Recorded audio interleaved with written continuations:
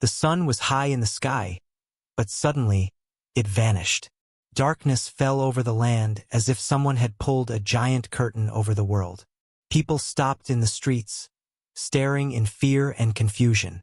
Children cried, and animals ran wildly. No one understood why the day had turned into night. In the small town of Jerusalem, a young woman named Miriam held her little brother tightly. "What is happening?" she whispered, her voice shaking. Her brother's eyes were wide with terror. The streets, usually filled with voices and laughter, were now silent except for the distant cries of frightened animals. Shadows moved strangely under the dim light, and every sound felt louder, as if the world had grown strange and unfamiliar. Across the city, a priest stood at the temple steps, looking up at the darkened sky. He could not remember any darkness like this in all his years. People had always believed that such signs meant something important. Now, fear spread faster than the shadows themselves. Whispers began to circulate. "It is the end. Something terrible has happened." Farmers in the fields dropped their tools. Livestock refused to eat, and some even fled toward the mountains. Rivers, normally calm, seemed restless, moving in unusual ways. Birds stopped singing. Even the wind seemed to pause. Everyone felt a deep unease, as if nature itself was mourning or warning them. Miriam's family gathered in their home. They lit candles, but the small light barely pushed back the overwhelming darkness. Her father's hands shook as he spoke softly. "This is no ordinary night. Something has changed." Miriam looked at him, confusion and fear mixing in her young heart. No one could explain what was happening, and that uncertainty made the fear grow even stronger. People ran to each other, seeking comfort and answers. Old women murmured prayers they hadn't said in years, while men looked at the sky, hoping to see even a single ray of sunlight. But the darkness did not lift. Hours passed, and the sun never returned. Every minute felt longer than the last, and every shadow seemed alive with secrets. In the marketplace, traders abandoned their stalls, leaving goods behind. The normally busy streets were empty, except for small groups of people huddled together, whispering about what could have caused this strange event. Some said it was a punishment, others thought it was a test. No one knew the truth, and that uncertainty made every heart pound with anxiety. As the night grew darker, Miriam's mother whispered a story her grandmother had told her. A story about a world that changes when something holy departs. Miriam didn't fully understand, but she felt it deep in her chest. The darkness was not just outside. It touched every heart, every mind, making them think about what they had lost and what might come next. Then, from the shadows, strange sounds echoed. Some people claimed they heard whispers in the wind. Others said they saw shadows moving on their own. Fear grew into a heavy weight, pressing on everyone's chest. No one slept, no one rested. All they could do was wait and wonder if the light would ever return. By the end of the day, the world remained cloaked in darkness. The fear was not only about the missing sun but about what this darkness might mean. Something had changed forever, something so powerful that everyone could feel it deep inside. And yet, nobody knew that this mysterious darkness was just the first of many events that would shake the world to its very core. The earth began to tremble. At first, it was just a small shiver underfoot, barely noticeable. But then the ground shook violently, as if the very world was crying out. Buildings cracked, walls crumbled, and people screamed in terror. The streets, already empty from the mysterious darkness, became chaos-filled nightmares. In Jerusalem, a young man named Eli ran through the trembling streets, clutching his sister tightly. "Hold on!" he shouted, dodging falling debris. Around them, merchants and villagers were running in all directions, their faces pale with fear. No one knew where the shaking would stop or what it meant. Every step felt dangerous, every moment uncertain. The temple priests gathered inside the sacred halls, their hands pressed against the cracked walls. Their eyes were wide with fear.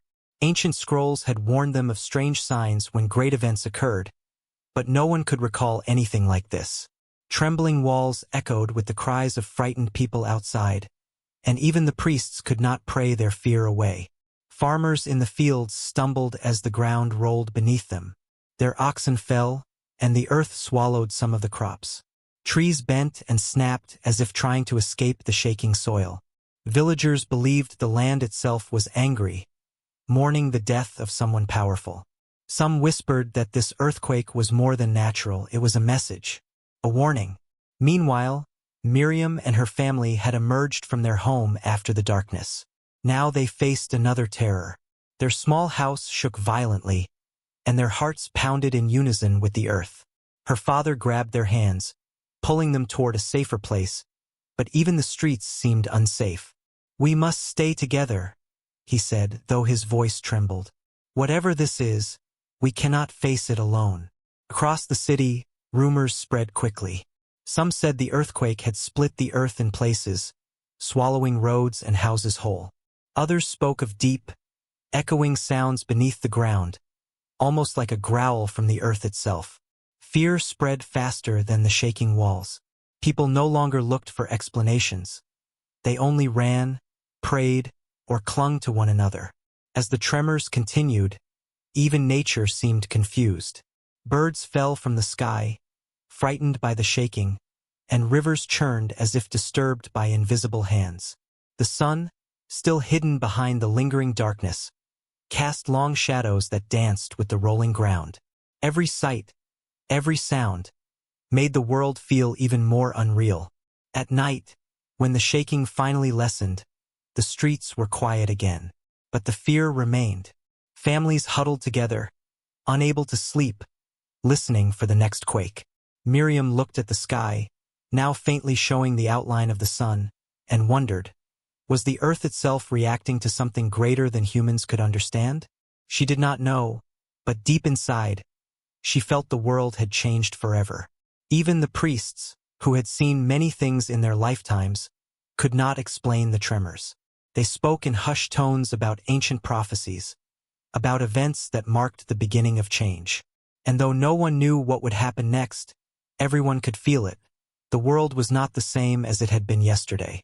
Something powerful had begun, and the earth's fury was only the start. And as the people of Jerusalem tried to sleep, whispers filled the air. This is only the beginning. Greater events are coming. Every heart beat with fear and curiosity. What could follow such terror? What else was about to shake their world, both inside and out? Inside the grand temple, the air was heavy with fear and silence. The priests had gathered, trembling after the strange darkness and the shaking earth.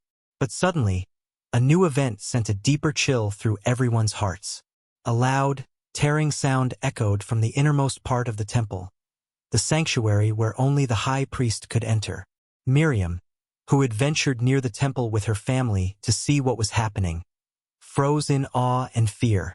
The massive curtain that separated the sanctuary from the rest of the temple had split in two, from top to bottom, as if an invisible hand had torn it apart.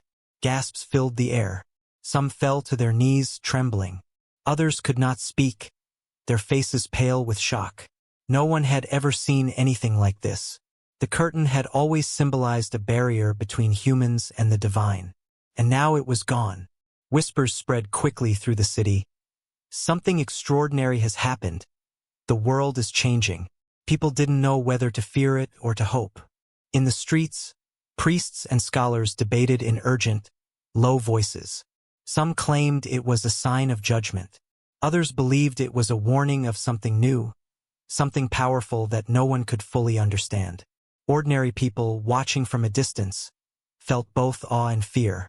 Children clung to their mothers, and families huddled together, wondering what it all meant. Miriam's mother held her hand tightly.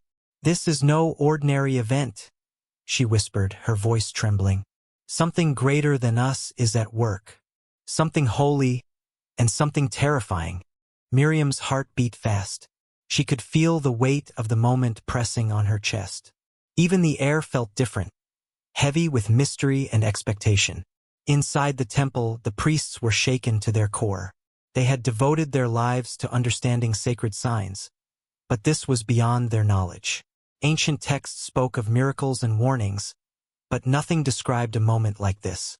Fear and reverence mingled in their hearts, and many could not even bring themselves to look at the torn curtain again.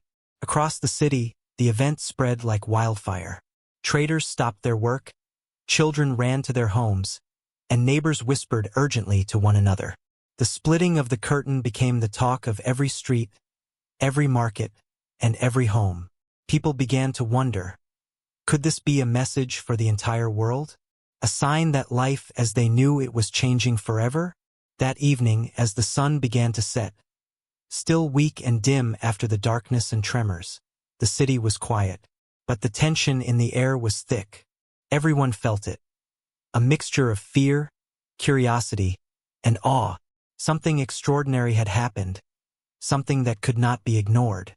And though no one fully understood it yet, they all knew one thing: this was only the beginning. Miriam sat with her family near the flickering light of their small home. She could not stop thinking about the curtain, about the strange power it suggested. Something had been revealed, but what it meant, no one could say. And deep in her heart, she felt that even greater events were coming, events that would shake the world in ways no one could imagine. The night fell, but sleep was impossible. Every whisper, every shadow seemed alive. The city of Jerusalem held its breath, waiting for the next astonishing sign. And as the people lay awake, one question echoed silently in every heart. What will happen next? After the temple curtain tore, the world seemed to hold its breath. But the calm was only temporary. Strange signs began appearing everywhere, and fear grew stronger with each passing moment. Rivers churned violently, their waters rising higher than anyone had ever seen.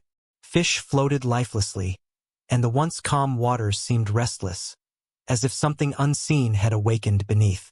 In the villages surrounding Jerusalem, people stared in disbelief. Crops that had been healthy the day before began to wither without explanation.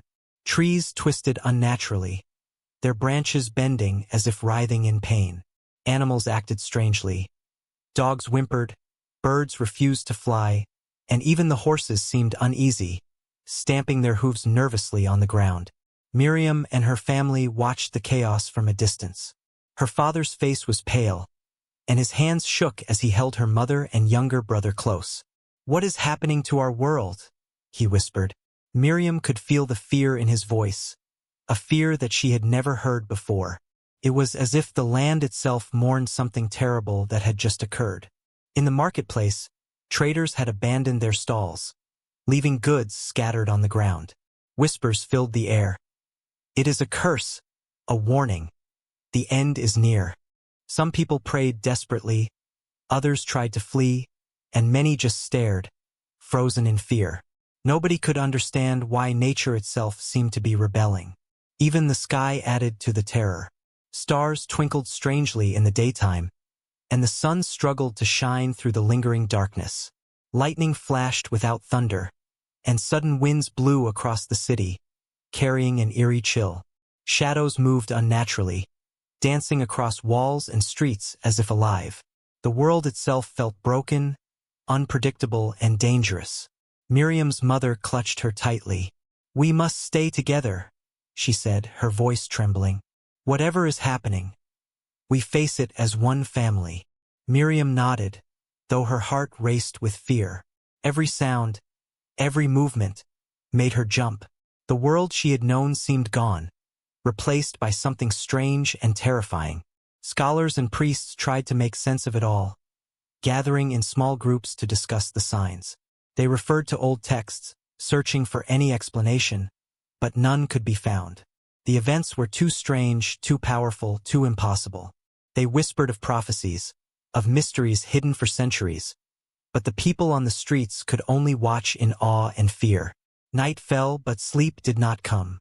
The rivers still churned, the animals remained restless, and the wind carried strange sounds across the land.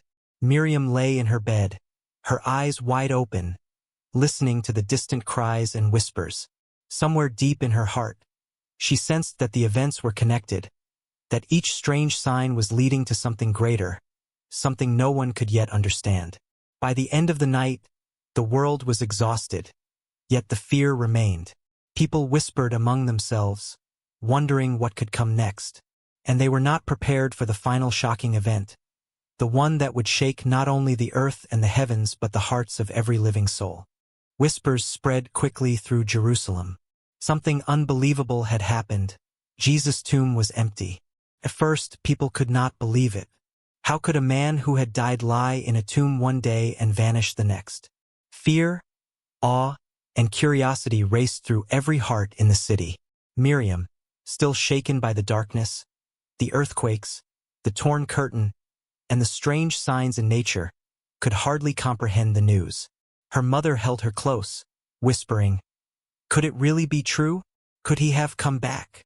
Miriam's mind spun with questions. She remembered all the events that had shaken the world. The darkness that swallowed the day, the trembling earth, the torn temple curtain, the restless rivers and animals. And now this? Something extraordinary was unfolding before everyone's eyes. People ran through the streets, talking in hurried, excited whispers. Some said they had seen the tomb themselves, and it was indeed empty. Others said angels had appeared, telling women that Jesus had risen. Skeptics shook their heads, unwilling to believe, while others fell to their knees, overcome with awe. Jerusalem had never felt so alive, yet so uncertain. Eli, the young man from the tremors, ran toward Miriam's family. "Have you heard? The tomb. It is empty. He is gone." His voice trembled with disbelief and hope. The children of the city peeked from their homes, their eyes wide with curiosity and fear. Even the priests could not ignore the rumors. Some hurried to see the empty tomb. Others stayed behind, struggling to reconcile the miracle with their teachings. Miriam's family stood together, looking at the sky as if searching for answers. The sun, finally breaking through the lingering darkness, cast a warm glow on the city. Yet the air was still heavy with awe and fear. Something had changed forever. Not just the land, not just the sky, but the hearts of every person who heard the news. Some people laughed, some wept, and some fell silent.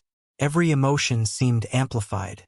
It was as if the world had paused for a single moment, holding its breath, waiting for the next heartbeat. Miriam felt tears in her eyes, a mixture of fear, hope, and wonder. She could not explain why, but she knew that nothing would ever be the same again. Stories of the empty tomb spread beyond Jerusalem, carried by travelers, merchants, and pilgrims. Each retelling added more awe and mystery. People wondered, how could this happen? Was it a miracle? A warning? Promise? Every heart asked the same question. What does it mean for us? For our world? For our lives? That evening, as the city calmed but the air remained electric with anticipation, Miriam and her family sat together, reflecting on all they had witnessed. Darkness, earthquakes, torn temple curtains, strange signs in nature, and now the empty tomb.